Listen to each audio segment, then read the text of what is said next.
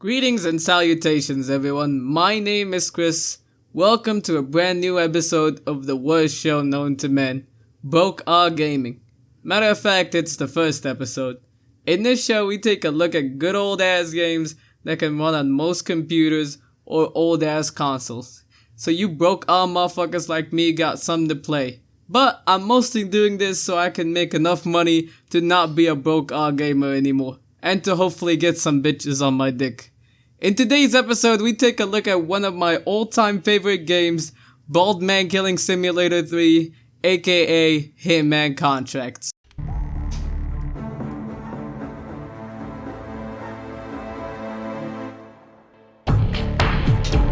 Released all the way back in the ancient times of the early 2000s, Contracts is the third game in the Hitman series, and it's the first one to give me the urge to actually want to become a hitman myself, and beat my wife.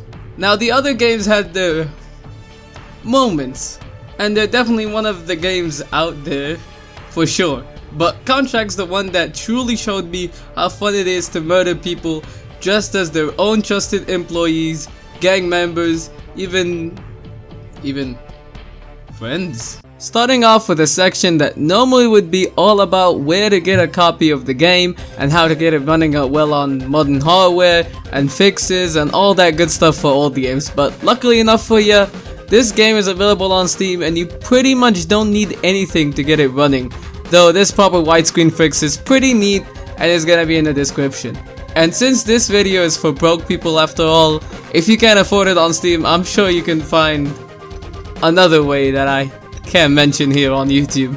For some reason, this is one of those games that tries to prank you by hiding the first cutscene in the opening logos, making you not understand what the fuck is going on. But anyway, now that we're here, let's see what this is all about. To understand how a normal handgun functions, we will have to look at some of the action in the powder itself.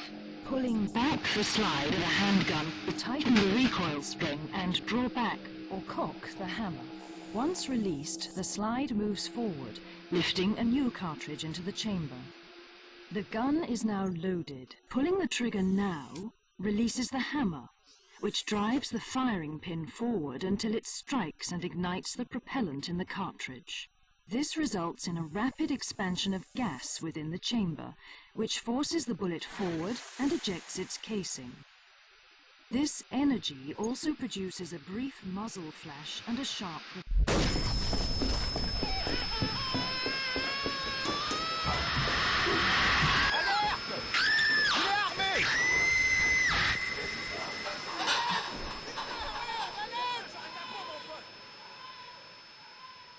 This a Hitman game? After getting capped in the beautiful country of Paris, 47 uses serious copium to deal with how he just got outplayed. He knew me. The whole game basically takes place in one room as 47 is left unconscious, reminiscing old jobs he went on, with transitions from reality to old jobs being so fire as Agent 47 is out here losing his goddamn mind, losing his grasp of reality as we know it.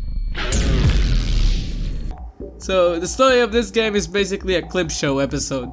Since 47 got shot on a dark, moody, and rainy night, almost all of the levels are also set in a dark, moody, and rainy nights, showing that 47's current situation is slipping into his memories.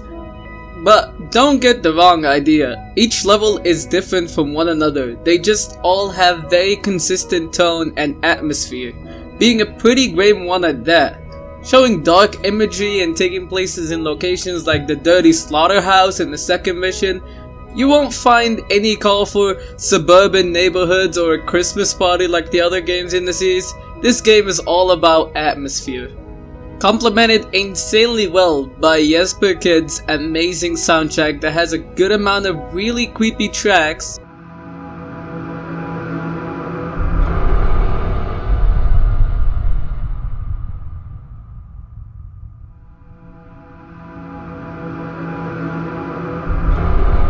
But it also know when to make you feel like you just shot someone who's shitting in the bathroom.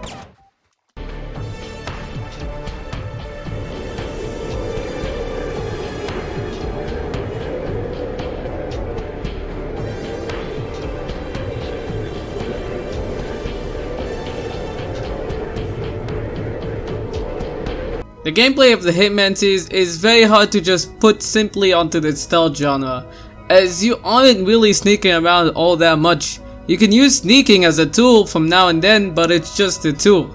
It's not the main focus. You are mostly hiding in plain sight wearing disguises that blend you in. The real challenge is figuring out what are you gonna do with those disguises and how can you find ways to kill your targets in the most professional in and out way possible. You are put in a level and basically left to put things together on your own, other than a very fast briefing on what's going on. The devs have clearly went into great depth to make these levels as immersive as possible. They're full of small details and make them feel real. There are a bunch of rooms that you basically never need to get into or do anything in that are just there because a place like that would have it. Most AIs don't just stand there doing nothing. They have their own things to do from the very first mission. You can see the patients in the asylum go through insanely disturbing stuff, from panicking to suicide. There's one that is held up by the police, and if kept long enough, he'll pull out a weapon and start mindlessly shooting, and the police comes in and guns his ass down. Yeah, what the fuck is shooting people down there?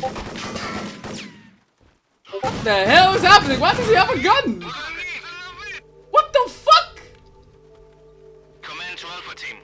Report status. Why did he have a— Oh, yo, why chill? I did nothing to blow my damn cover. What the fuck? This is some bullshit. So, as you can see, this game is pretty realistic. In this game, you are not God. You cannot move these places. These places move on their own. They have their own shit going on, and you have to come in and start figuring everything out and use it to your advantage.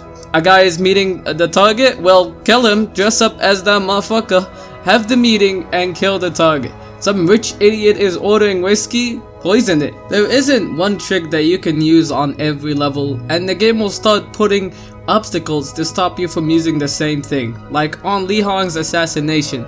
Li Hong has a bodyguard that tastes all the food he eats and is with him all the time. This is the level before the last one, so the game doesn't give you any easy tricks. You have to put in the work to gain this skill. Though it's never as simple as just kill your target and that's it. A quick example of how most missions go I'll give you is with the mission Deadly Cargo. You're given a briefing on how your target is having a nuclear bomb delivered to him with a car. There's a SWAT team waiting to attack his ship but are planning to take him alive, and you can't have that happening. You start out next to a nightclub and you can instantly spot the car that has the bomb. So anyone would instantly try and get close to it and see the options they have to deal with it. But as you approach it, you are instantly hit with an obstacle as the guy basically tells you to fuck off. This is how this game kind of works as a puzzle game. You are given a problem and now you have to look around for a solution. Obviously, you could just shoot the guy and any witnesses, but it isn't the best of ways and you will probably just end up alerting everyone. Instead, you can go into the nightclub next to you and start investigating. If you talk to the bartender, he'll try to sell you to anything and will mention a girl by the window. And if you go talk to her, you can make her solve your problem by distracting the guy in a very family-friendly way. Now, that's just one solution to a pretty small problem that isn't even that big of a deal in the grand scheme of the level, but still given a clever way to solve. I forgot to mention, but the map is pretty useful as well for figuring this stuff out, as it will show you places where you can cut off electricity and points of interest that can help you out. Back to the level, later on you can have multiple ways for you to get on the ship. One run, I found one of the places that the SWAT team is hiding in, so I knock out one of them, take his outfit, and assist in the assault. And while everyone was too busy shooting people, I kill the target and escape. In another run, I'm already on the ship by the time the assault starts, just as one of the guards. The target makes a threat to the police that if he drops the detonator, the bomb will go off, and he demands a chopper that lets him escape. So I kill him, take the detonator, and now the police can't shoot me, and provide me instead with an escape. On another run, I kill the guy with the bomb before he ever goes to the ship, and since I know there's no bomb that will go off, I run all the way to the snipers from the SWAT team as the assault is happening, take the sniper and kill the target before he escapes. And that's not even covering half of the ways to do this one singular mission, and that's just one mission. And every mission is full of possibilities and insane scenarios like this. But most of the time, the satisfaction from these kills can come after a long setup and just pressing one little tiny button.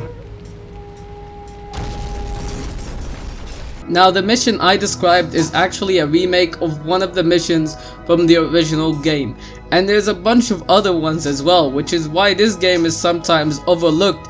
But these remade missions are one of the best examples of how to remake anything. The original vision and the spirit of these levels is kept, but they are highly improved visually and in gameplay. The original game was an obvious first draft, and these levels were made in a way that the devs wanted you to follow a very certain path. It was very limiting, but the levels had potential. Like the mission I described, for example, Deadly Cargo, is 2 levels from the original game combined into one. And the original missions, they were a mess. It had you running around aimlessly on train tracks that all looked the same while solving a Vegas hell puzzle and just running and gunning most of it. It had some good ideas that were improved upon in contracts.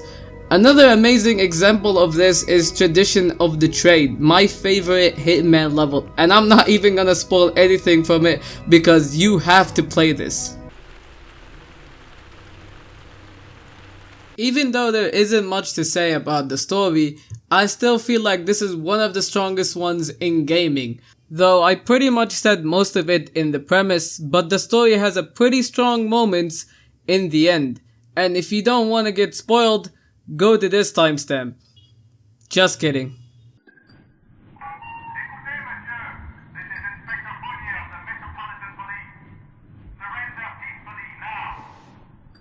This room. This bullet. There's a bullet for everyone.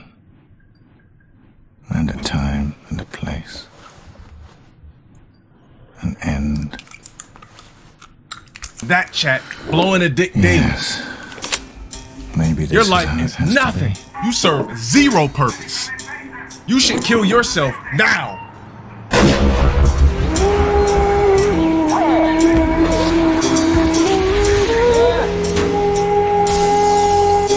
Inspector, you obviously learned too much about me. I can't have that. Not even in my death. The last mission is a pretty tricky one, as the SWAT team basically storms your room and you have to find a way to escape, and after that, you kill your target and 47 escapes. The ending is pretty much a big setup for blood money, showing that there's someone trying to kill 47 by taking the agency down. Diane hires 47 to fire back at them, and just like that, we are left at a cliffhanger for the next game. Your coffee, sir? Thanks, but no thanks.